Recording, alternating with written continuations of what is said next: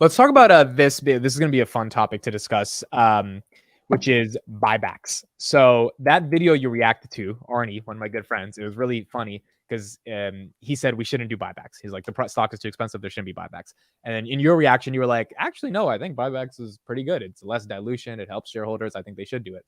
And then Arnie was just like, this is dumb. We should not do buybacks. And then Palantir comes out on earnings day. It's like, we're doing $1 billion worth of buybacks. And me and Arnie are laughing about it because Arnie's like, I told Jeremy basically he was wrong. We shouldn't do buybacks. And now the company's saying we're doing buybacks. And I think to Arnie's point, which I'm sure you'll agree with this to some extent, which is that buying back the stock at $20 when it's probably at a really rich valuation is just not the best thing to do with $1 billion in cash, because the company will be left holding the bag because your growth rate is only 13%. So we're not going to stay at $20 for a long time. In general, in your experience dealing with some of these companies and why they do buybacks and financial engineering, did you think that was a good move? And do you think these prices are attractive to buy back the stock? Yeah, I love it. If you are, and I think any Palantir bull, let's say you think Palantir is going to be a $50 stock someday, a $100 stock, a multi-$100 stock. If you think, really, really bullish, you should be applauding them for buying as many shares as they can possibly get their hands on at $15, right? Because if the stock's going where you think it's going over time, they're not going to be able to buy shares back this cheap, right? Yeah. And so you're better off the earlier you start when it comes to your buyback, if you really have the sort of company that's going to set up for a huge 5-10 year type run, right?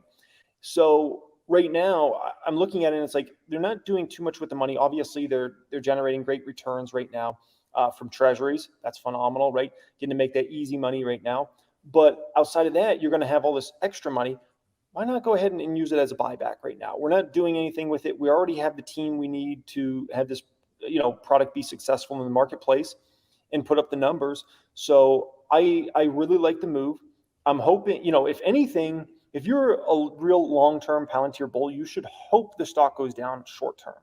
You should hope this stock continues to tank, which I'm not so convinced it's going to go much further in terms of this tanking that we've been seeing recently, but you should hope it goes to $12. I think that's somewhat unrealistic, but you should hope it goes there. And the reason being is you can buy more shares, right? Yeah. As a Palantir shareholder and somebody that wants to buy the stock, and the company's going to be able to buy a lot more shares. The cheaper it is, the more shares are going to be able to take off the market. And, if this company really becomes the money printer, I think it can become a cash flow machine. I think it can become over the coming years. I mean, my gosh, let's take as many shares, because we know what used to be the issue with Palantir was share dilution. That's what everybody talk about, share dilution. And if we can finally take a bunch of those shares off this market, I think it would be a great thing long-term for the company. And, you could think about Apple, for instance. Apple should have been buying shares back way before they started their buybacks, because back then the valuation was much cheaper. Instead, they just kept stacking cash to the ceiling, getting no returns on that cash. And then finally they realized, oh gosh, we should probably, buy back a bunch of shares because it's going to help us out immensely. So do you think Palantir was wrong for not buying back at $7 or $8 and doing it now? No. And the reason being is, one, their cash balance was lower then, right? Especially if you're looking at 2022. And I think their positioning in the marketplace wasn't as good and solidified as their positioning is now a year later. So we could say, why wasn't Palantir buying back shares a year ago good? I think now you're in a much better position, because Palantir's much more solidified, I feel like, in the marketplace now as a company that so many businesses want to talk to and converse with and see what Palantir has to offer, versus a year ago when leads were just a lot harder to come by, right?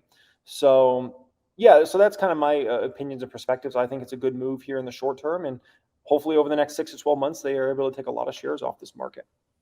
Yeah, I think that makes a lot of sense, because initially I was like, oh, I wish they did buybacks at $6, $7, $8. But then I kind of realized, like, they weren't profitable.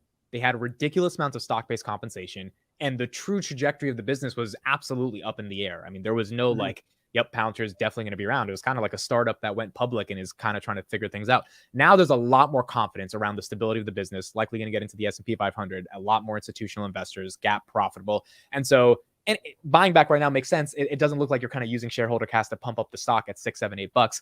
And on top of that, it's kind of legitimizing one of the things Carp said in the earnings call, which is that we're betting on ourselves. And I think there's a bear and bull case of this. So the bear case is, okay, great, you bet on yourself, that sounds great, but like you can't do anything with $1 billion. You can't do something else to bet on yourselves. You have to buy back the stock. You can't put it somewhere else to grow. The bull case is, instead of acquiring some other company, they're just going to acquire their own stock because they feel so strongly for themselves that they're going to be able to grow. Which side of that do you come on? Do you come on the side of put $1 billion into sales and marketing and grow, or put $1 billion into less dilution and buying back the shares? Yeah, I think you can do many things as great companies do. Like I mean, you look at, if we want to look at the most respected company in the world, the biggest market cap, it's Apple, right? Apple pays a dividend. They do a share buyback.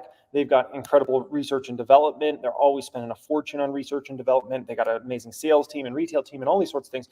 If you're a great company, you should be able to do multiple things and not just, we need to spend it all here, right? Let's say they added a ton more employee force, ton more folks. It doesn't always add up to more productivity. It could actually hurt your business. If you follow Meta, this is one of the Meta storylines. Zuckerberg's talking about this.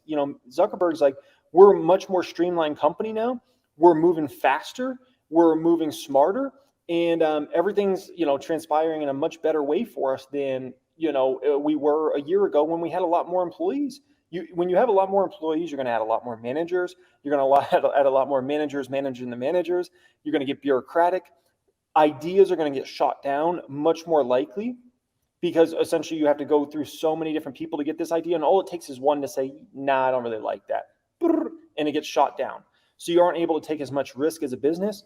So, if Palantir feels like they got, and from what I've always heard, Palantir is one of the best employee forces literally of any company in the world. If they got Takes that, like 7 interviews to get a job at Palantir. Yes. Yeah. I mean, I know people, in the private stock group that have told me they got interview at Palantir. They couldn't make it past the first round, but yet the other big dogs, the other big tech companies that are supposed to be so hard to get a job at, they actually got offers from those companies or made it further in the rounds and whatnot. So my opinion is you can do many things. Palantir's got a great, employee force. In terms of sales and marketing, it sounds like it's a longer sales cycle. It's not like you just show up as a salesman for Palantir or somebody and you just, make the deal happen. Yeah. Sometimes these take many months, if not 6 months, 12 months to actually close a deal from the time the customer engages to the time it closes. And that's a little bit of an annoying thing for us Palantir shareholders to go through, is like this longer sales cycle.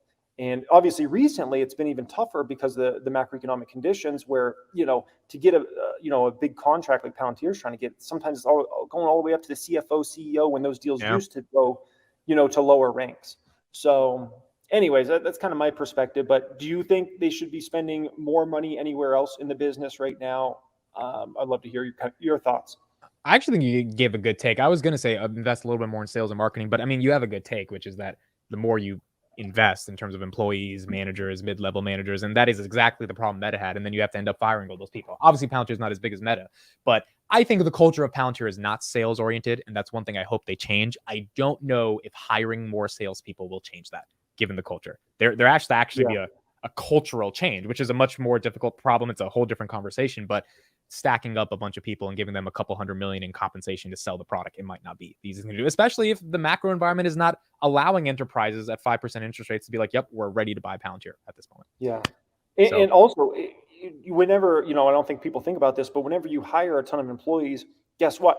Now a ton of your current employees have to train those employees, which takes a bunch of their focus and attention away from other things and other tasks they could be doing. And now they got to focus on training this new guy over here. So they're on the right track.